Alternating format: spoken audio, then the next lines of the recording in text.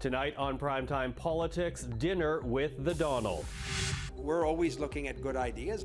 We're getting new details about the Prime Minister's get-together with the incoming U.S. President. Coming up, we'll dig into the assurances Canada made to Donald Trump about border security. We'll ask if that is making any difference to Trump's 25% tariff threat. And we will speak to security expert Michael Kempa about what's really happening on the Canada-U.S. border and how hard it will be to address U.S. concerns. Plus, when you receive information that makes you question the use of funds, you need to follow up. Canada's Auditor General Karen Hogan on the government programs that are failing to prove they spent public dollars responsibly. This is Primetime Politics. Hello, everyone. I'm Michael Serapio. The Prime Minister surprised many people on Friday, flying down to Florida for an unexpected dinner with Donald Trump.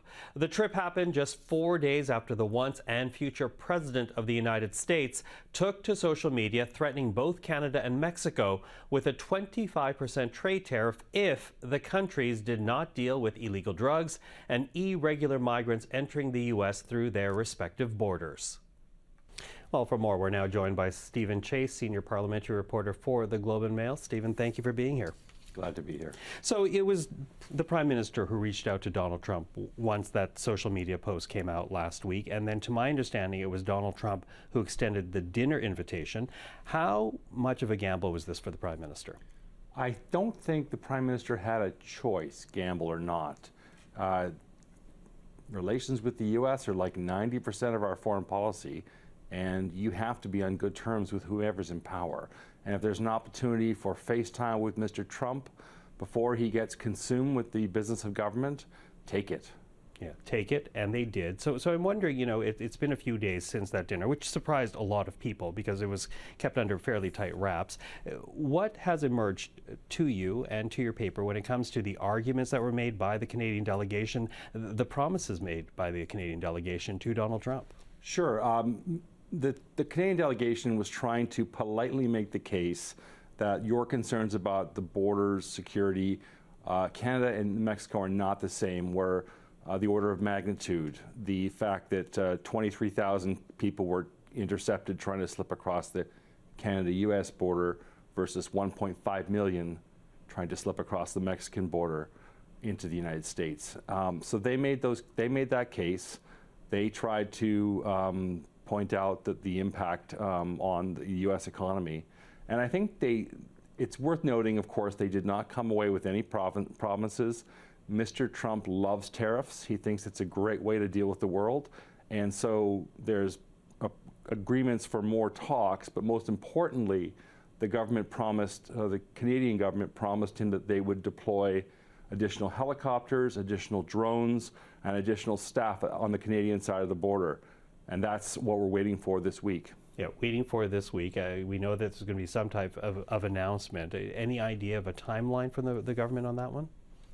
Last week they were saying it would be in the fall statement or before the fall statement. So, I mean, really, realistically, I think it's this week or next week. Mm-hmm. Because the time is running out, because Parliament will be wrapping up in about 2 to 3 weeks, depending on how long it goes. On the 17th, yeah. On the 17th, the official day on the calendar, though you never know when they actually wrap up for the Christmas break. But, you know, you say that there's been no assurances back, and we know that Donald Trump loves tariffs, but we also know that Donald Trump loves negotiation. He talks about it time and again.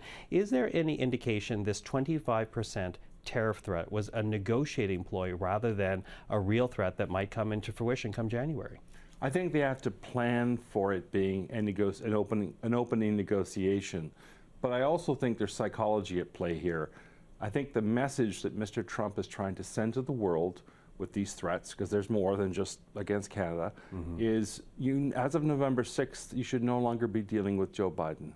Even though there's still months until the January 20th inauguration, Mr. Trump wants to tell the world that you should be coming to see me and start working with me. So regardless of whether it's a ploy or anything, we have to act as if it's a real threat, and we have to keep making the case.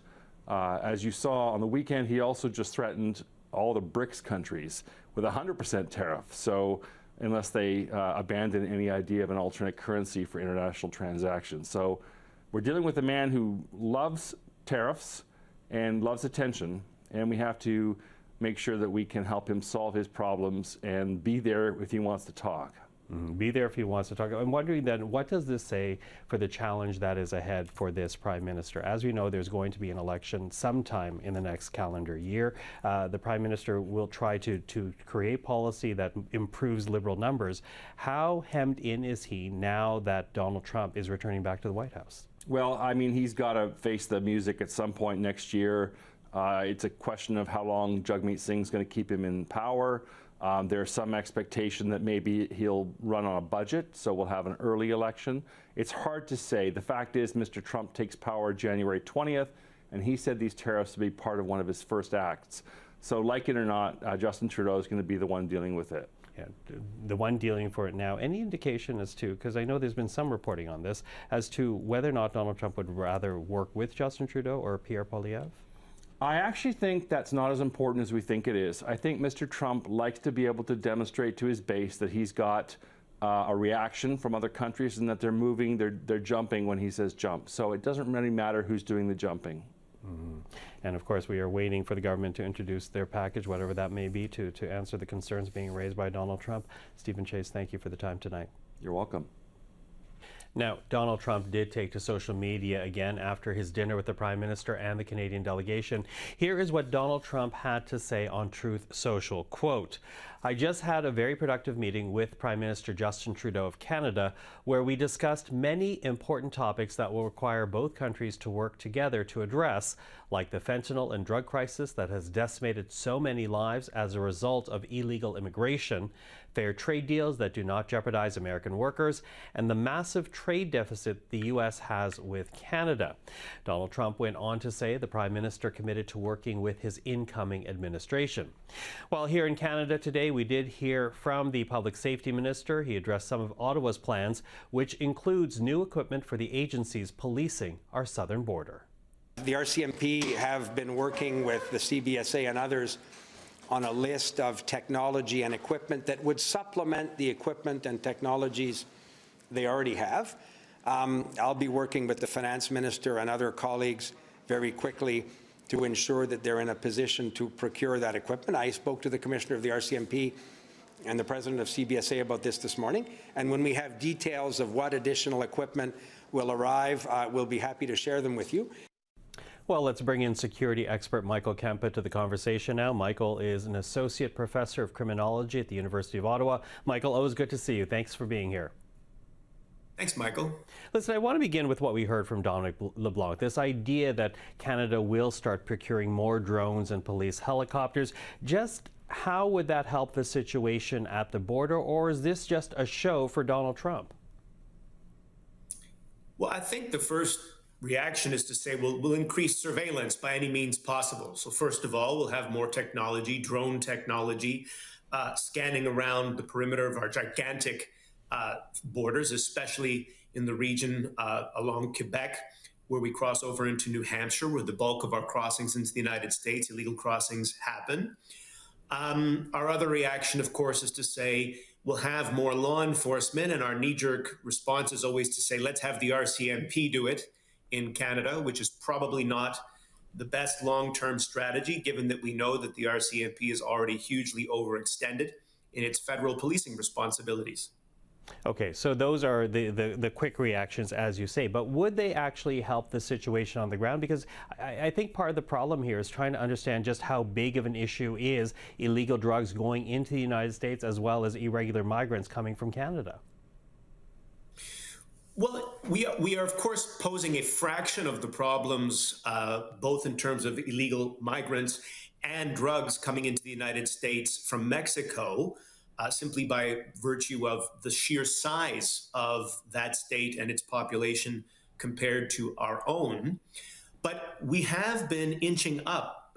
In the pandemic, we had obviously a reduction in illegal crossings, but there's been an uptick going well beyond where we were pre-pandemic, just about double, looking at about somewhere between 25,000, 30,000 illegal crossings per year as of the last sort of 12-month period, September to October, September 23 to October 24. The main issue there is you can't just surveil. Obviously, you have to do something with that data and follow up with both enforcement, but also prevention, because you have that deterrent fact of people not seeing Canada as a weak link from around the world to get into the United States, and in a sense, having human smugglers trade in having people come to Canada on paying them to bring them through into the United States. Okay, you can't do just surveillance, you actually have to follow it up with action. So why hasn't Canada followed it up with action before? Why does it take the social media tweet and a concern being expressed by Donald Trump rather than taking responsibility for our side of the border long before this? Well, it would have been an underestimation of the problem from our perspective. So if we had the view correctly that we're a fraction of the problem of Mexico and the United States or Donald Trump had not raised an issue with us before, it simply would have been down on our list of priorities with all of our other pressing national security issues, things to do with, of course, foreign interference into our political process, radicalization on the extremes of the political right and left, and domestic terrorism, the resurgence of ISIS. Amongst all of these things, for us, the border was less of a problem. But it becomes one if Donald Trump is threatening tariffs. Okay, and it becomes one. In fact, we're also now seeing provinces like Ontario and Quebec say that they're going to allocate resources themselves to help with border security, not traditionally a provincial responsibility. I'm wondering, when you hear that kind of suggestion, do you think it could potentially work? How could it work? Or is it just a jurisdictional headache at that point?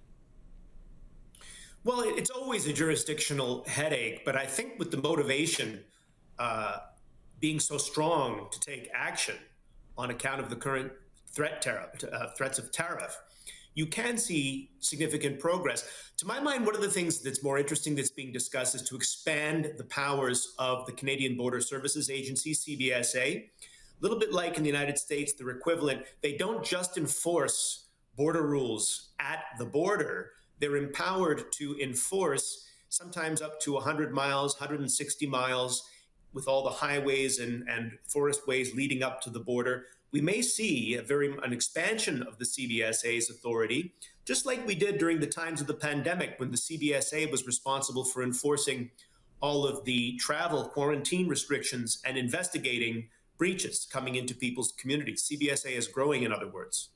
Would that necessitate a change in the way CBSA is actually trained then? Yeah, you'd change their training, you would change their recruitment, and you would probably attract a whole different pool or type of recruit to the Border Services Agency, because it would be, in a sense, well, raising the interest profile of the type of work that the CBSA does, and possibly remuneration, and how, in a sense, the prestige of the organization. Mm-hmm. You know, I wonder, as you outline this new role for the CBSA being a potential solution to what's happening at the border, I'm wondering if you think Canada has the resources to actually tackle the challenge that Donald Trump is raising here. Well, the resources, of course, if you picture the old saying, there's only one taxpayer, and the tax dollar must be allocated to all social, physical, and health services in addition to security. And then, of course, of that sort of pie chart of security issues, you can really only move money around. So if we're taking money, or putting it rather, into border security, where might we be redirecting? Hopefully it won't be coming out of those other pressing federal policing issues, as I say, foreign interference, domestic terrorism, resurgence of ISIS, and so forth, because these are things that are far more threatening to immediate physical safety here in Canada. Michael Kempa, always appreciate the time. Thank you for the insight tonight. Okay, thank you. Well, one more note on this story tonight. Mexico's president is speaking out on Canada's reaction to the Trump tariff threat. Canadian officials, they have been very clear the situation on the Canadian border is very different than the drugs and migrants coming through the Mexican border, to which the Mexican president, Claudia Sheinbaum, says Mexico must be respected by its trading partners, that Canada has its own issues with fentanyl, and that Canada, quote, could only wish they had the cultural riches of Mexico. The Foreign Affairs Minister was asked about her comment today. Here is what we heard from Melanie Joly. We have this very important trade agreement amongst Canada, Mexico, and the U.S. And I know there's been many conversations in Canada about how we can work together and how we can, at the same time, protect our interests. But I fundamentally believe that many conversations when it comes to diplomacy are always better when they remain private. And that's certainly my goal when it comes to Mexico. Canada's Auditor General released 5 new reports today looking into matters that include programs to assist seniors, the Canada Summer Jobs Program for young Canadians, digital identities, and the Canada Emergency Business Account, otherwise known as CEBA, a program that Karen Hogan says compromised the value for money Ottawa shelled out. EDC failed to exercise basic controls in contract management, such as monitoring whether amounts paid aligned with the work performed. Well, joining us now is the Auditor General of Canada, Karen Hogan. Karen, thank you for being here. Thanks for having me. So listen, let's begin with CEBA. As you noted, a $49.1 billion program rolled out during the pandemic to support small businesses. And in terms of the federal agency, we're talking about the Export Development Canada. However, they outsourced to Accenture. Conservatives have expressed concern about that. How did giving this program to one outside company essentially compromise public dollars? So one of our main findings was that Export Development Canada handed over too much control to Accenture, and they were allowed to set sort of the terms of contracts as well as the pricing for certain tasks. There was heavy reliance not only on hourly based contracts, which typically means that you will pay for even cost overruns or delays versus having a fixed price contract, but that handing over all that control means that you didn't make sure that the federal government was going to get information back in a timely way. And we just shouldn't see business like that, relying on all these non-competitive contracts to one vendor. Non-competitive, although we did hear from both the Finance Minister and the Minister for Small Businesses. They put out a joint statement in response to your report. And this is what they say in part. This report fails to properly acknowledge that CEBA was designed and delivered during a global pandemic. Within less than 2 weeks, the federal government stood up new emergency support for 898,000 small businesses across the country. They go on to say that the response was historic. How much leeway is a government allowed given the circumstances of the moment, again, at the height of the pandemic? So I think our report does a great job of balancing what we found. We talk about the positives of, exactly as you mentioned, getting $49 billion out to almost 900,000 businesses across the country. Most of those businesses received that funding in less than a month. That is a huge success story. What I would have expected, however, is while at the start of the pandemic, you might do things differently or quick, and an emergency is a reason to go non-competitive. But after a period of time, especially in a program like a loan program that you know is going to have a big, long tail, that you would have seen the government transition to more competitive or more controls. The most recent contract issued in 2024 was a non-competitive contract. So I would have expected that the government would shift to more prudent ways of procurement and make sure that they can optimize value for money. And we're just not seeing it in how EDC managed the contracts. So this is more than just CEBA. This is just general practices that you'd like to see changed? I think generally the government usually goes competitive first, right? But there is exceptions, and that exception during an emergency made sense. If we try to put ourselves back into 2020, there was a lot of uncertainty, and it made sense that in order to have speed, that sole sourcing was used. It makes sense to use vendors when you need surge capacity. But after a while, the federal government needed to figure out how to transition that back in.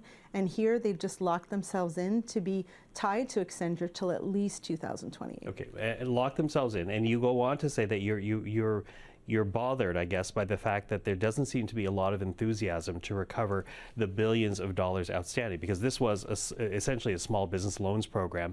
The vast majority paid back, but there's still billions outstanding. And what, you're seeing a lack of enthusiasm? Well, you're right. 91% of businesses that received funding were eligible. There's about $3.5 billion that went to ineligible recipients. And while some of that, about $2 billion, was identified by EDC, businesses were notified. Only half of it's been collected. What concerns me is the other $1.5 billion that we identified as being potentially ineligible EDC is only partially agreeing with our recommendation, saying we don't have the policy direction to identify whether or not these businesses are ineligible and recover those funds. And I'm concerned that there is a lack of enthusiasm to want to recover funds that went to ineligible businesses. I would expect the government would want to do that, or at least say we're going to forgive some of it and be really transparent with all of Canadians. Okay, so problems with CEBA still. Let's move on now, though, because you also bring it about an issue with OAS. You're concerned that there's not enough analysis being conducted around old age security to what? Secure its future, that it might grow out of control? No, it's more looking at whether or not old age security is meeting the needs of seniors. If you think about what the program is there for, it's meant to help ensure the financial income security of seniors across the country. There's 3 layers to it. There's the basic old age security payment, then there's a guaranteed income supplement and an allowance. And all of those are added on depending on how low your income threshold is. While there's lots of analysis around the government the guaranteed income supplement, the basic old age security payment that so many seniors receive isn't being analyzed to determine whether it's sufficient to meet financial needs. So for example, it's adjusted by the Consumer Price Index to reflect inflation, but very little analysis done on whether seniors are experiencing a different rate of inflation than a general household, which is what the Consumer Price Index represents. Now, would that be too costly, though, to do an independent analysis?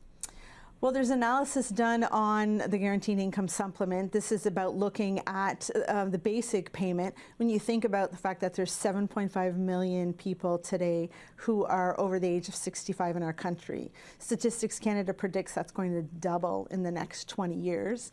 And for the first time ever, there are more people over 65 than under 18. So now would be the time to do that analysis to know what kind of money is needed to support seniors, not just today, but into the future. Okay.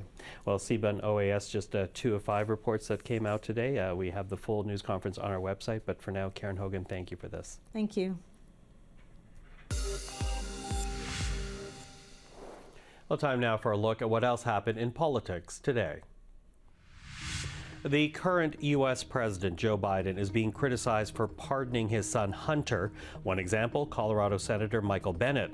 He says the decision puts personal interest ahead of duty and further erodes American faith in the justice system. The White House is defending the pardon, though, saying partisanship led to a miscarriage of justice. Hunter Biden was waiting to be sentenced for several felony charges, including lying about being a drug addict while trying to purchase a gun. The Ontario government is launching a large ad campaign south of the border. The minute-long ad touts Ontario's business and trade ties with the United States, and it comes a week after President-elect Donald Trump threatened to slap a 25% tariff on Canadian exports. Stable and secure when the world around us isn't. You can rely on Ontario for energy to power your growing economy and for the critical minerals crucial to new technologies. The ad is expected to be seen on CNN, Fox News, and Monday Night Football. And finally, the search for the remains of 2 missing Indigenous women has begun in earnest at the Prairie Green landfill site north of Winnipeg. Morgan Harris and Mercedes Myron were both murdered by the same killer in 2022, and it is widely believed their remains were dumped in the landfill.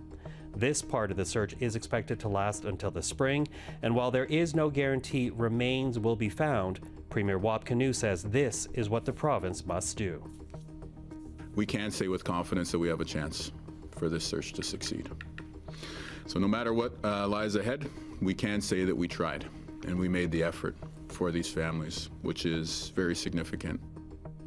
The last provincial government refused to conduct the search. Well, this is a very important story, the search of the Prairie Green landfill site north of Winnipeg. And to that, let's listen one more time to Premier Wap Kinew, a bit more of what he had to say about the process. The most important part of this, however, to me, is the well-being and the safety of the families. 2 years ago to the day yesterday, the Harris family found out the news that launched this entire process. Yesterday, on exactly the 2-year anniversary of that, we returned to the site with both the Harris and the Myron families, and we stood with them in ceremony. And this morning, I was there with 2 family members as we watched that first blue truck of landfill material come down to the search facility. And it is an intense emotion that you feel standing on that site with those families. And I just want to say on behalf of the people of Manitoba that we are making this effort to find your loved ones, and I hope that you know that you are loved and valued, and that Morgan and Mercedes are loved and valued. And to all people in Manitoba who've watched this whole journey unfold in a very public way, I want us to say that this is a value statement about who we are as Manitobans. We are a province where if somebody goes looking, or where if somebody goes missing, we go looking. And today, as we move into stage 4, we can say with the utmost of clarity, moral clarity, I would add, that we are living up to that statement. But that is our program for this Monday. I'm Michael Serapio. For everyone here at CPAC, thank you for watching. Primetime Politics is back tomorrow evening. Until then, take care.